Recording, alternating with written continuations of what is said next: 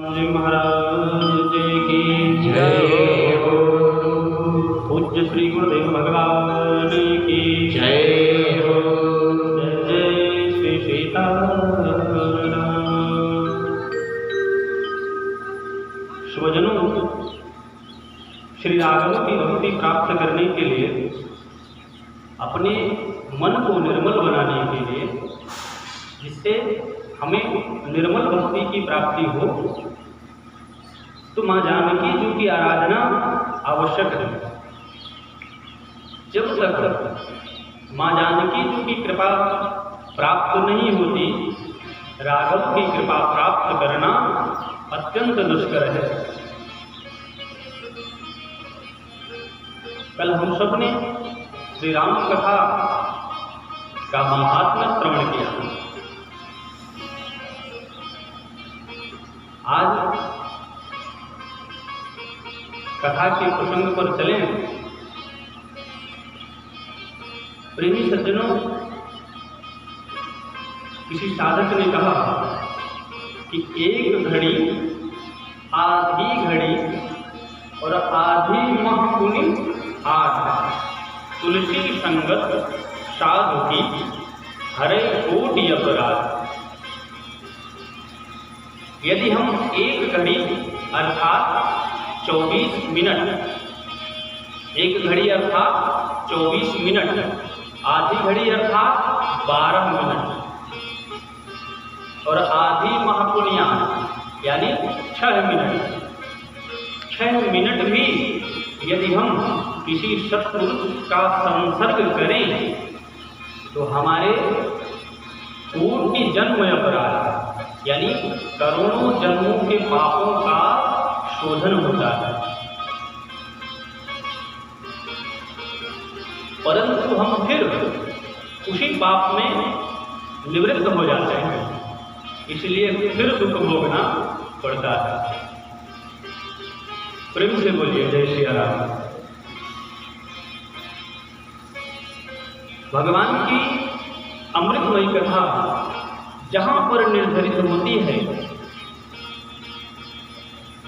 वहां श्री हनुमंत लाल जी अवश्य श्रवण करते हैं। प्रसंग स्मरण में आया, संत एकनाथ जी का नाम सबने सुना हो। संत एकनाथ महाराष्ट्र के उच्चतम संतों में गिने जाते हैं। एक बार महात्मा एकनाथ जी श्री राम कथा का वर्णन कर रहे थे और वर्णन करते करते अशोक वाटिका के प्रसंग में संत एकनाथ जी ने कहा कि अशोक वाटिका के भीतर जितने भी पुष्प रोपित थे वह सब श्वेत वर्ण के थे।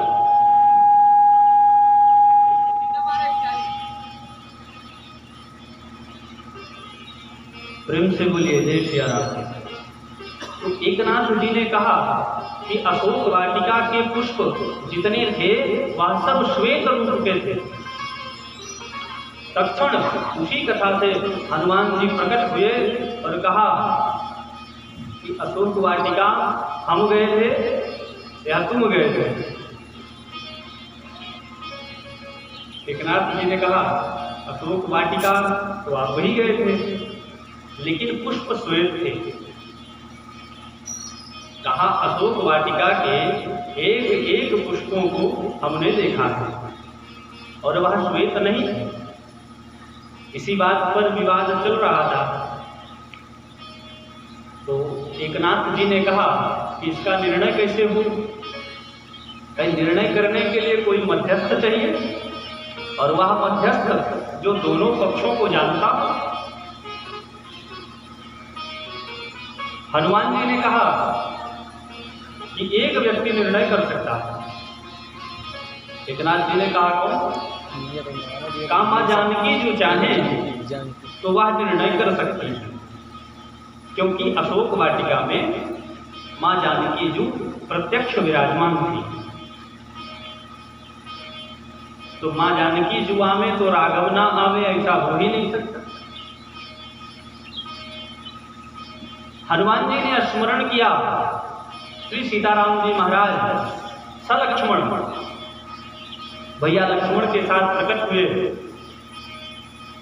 और एकनाथ जी ने पूछा कि प्रभु बताइए, अशोक वाटिका के पुष्प श्वेत थे?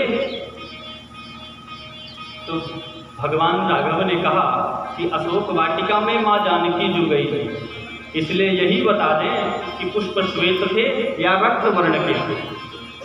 हनुमान जी ने कहा नहीं, पुष्प रक्त वर्ण के थे। माँ जानकी जी ने कहा कि ना पुष्प श्वेत थे ना पुष्प रक्त वर्ण के थे, पुष्प जितने भी थे वह सब श्याम वर्ण के थे। अब विवाद सुलझा नहीं और उलझ गया। हनुमान जी ने कहा कि मैया आप झगड़ा मिटाने के लिए ऐसा कह रहे हैं। तो राम जी ने कहा कि नहीं, आप तीनों सत्य कह रहे हैं, आप तीनों की वाणी मिथ्या नहीं है, तीनों सत्य कह रहे हैं। एकनाथ जी ने कहा कि भगवान ये तो झगड़ा मिटाने की बात है, आप प्रमाणित करें। भगवान ने एकनाथ जी की ओर देखा और कहा ये कथावाचक बंधु भी सत्य कह रहे हैं, पुष्प श्वेत ही थे, परंतु हे हनुमंत लला, जब आप लंका में प्रवेश किए थे तो आप क्रोध को साथ लेकर प्रवेश किए थे। आपकी आंखें रक्त वर्ण की थी, आपको वही श्वेत पुष्प रक्त वर्ण के दिख रहे हैं। आप दोनों सत्य हैं। मां जानकी जी ने कहा इसका तात्पर्य हम झूठ कह रहे हैं। प्रभु राघव ने कहा कि नहीं, आप भी सत्य कह रही हैं, इसलिए कि लंका में जो कुछ आपको दिखता था, आपको जो कुछ दृश्य होता था, उसमें सब में आप मुझे दर्शन करती थी, इसलिए आपको वही श्वेत पुष्प श्याम वर्ण के दिखते थे। कहने का तात्पर्य स्वजनों कि इस राम कथा में हम जितनी श्रद्धा, जितनी मात्रा की भक्ति के साथ बैठेंगे, उतना ही फल प्राप्त करेंगे। वर्षा होती है,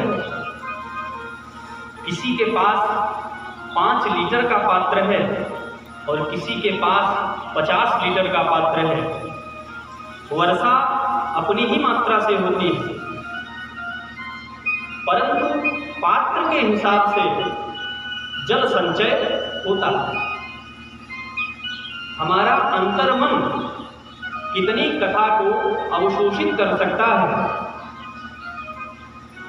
या हम पर निर्भर है। प्रेम से बोलिए जय श्री राम। राम कथा का मूलतः सज्जनों, स्वजनों, मूल तत्व प्रेम है। राम कथा भाव की कथा है और भगवान का वचन है, भाव का भूखा हूं मैं और भाव ही एक सार है। भाव से मुझको भजे तो भव से वीणा पार। भाव बिन कुछ भी वो देवे, मैं कभी लेता नहीं। और भाव से एक पुष्प दे तो भी मुझे स्वीकार। भाव न हो तो 56 भोग रख दिए जाएं, कोई तात्पर्य नहीं। पत्रम पुष्पम फलम तोयम यो में भक्त्या प्रयक्षते। आपके पास जो भी है भगवान के चरणों में सादर अर्पित करें।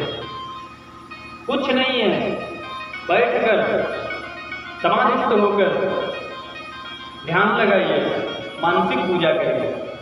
नहीं कर सकते कीर्तन करिए, क्योंकि कलयुग का तो प्रताप है।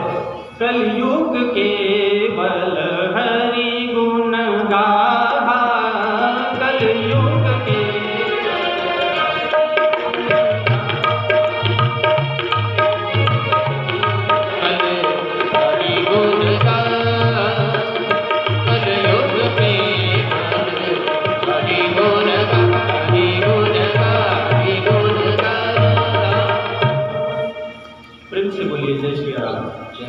स्वजनों, कलयुग में केवल एक भक्ति कीर्तन करिए। हम इतना भी न कर पावे